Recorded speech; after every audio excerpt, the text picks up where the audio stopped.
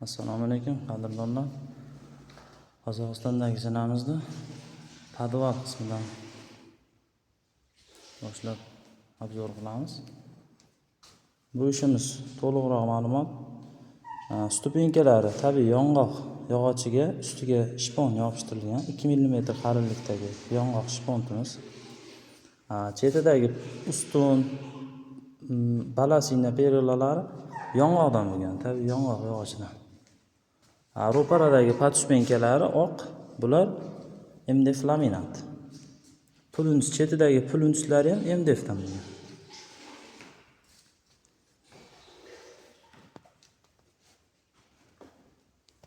Yuqoriga chiqish podvaldan birinchi etajga teksturalari juda ham chiroyli chiqqan.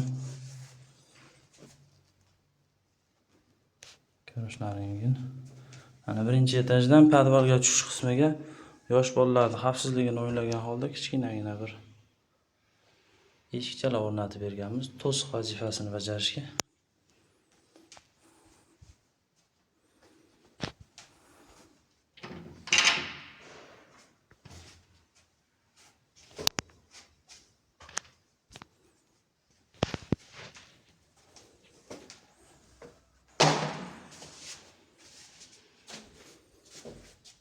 Borda turib orqa tomondan bekitib qo'yish. Bu birinchi etajimiz. MDF kirashin eshiklarimiz.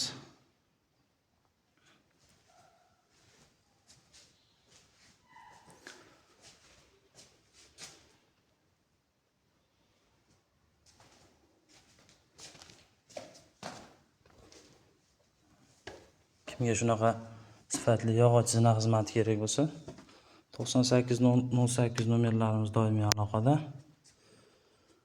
Bemalol murojaat qilaverasizlar. Inshaalloh ishlarni tez, sifatli, imkon qadar hamyonbop qilib bitirib berishga harakat qilamiz.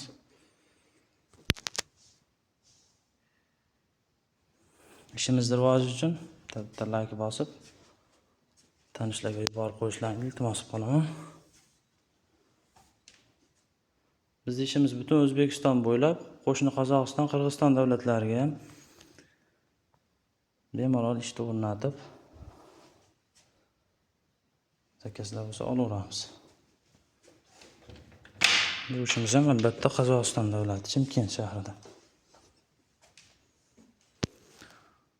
Yuqori qavatdagi eshiklarimiz. Kimga eshik zina xizmati kerak bo'lsa, bemalol murojaat qilaverasizlar.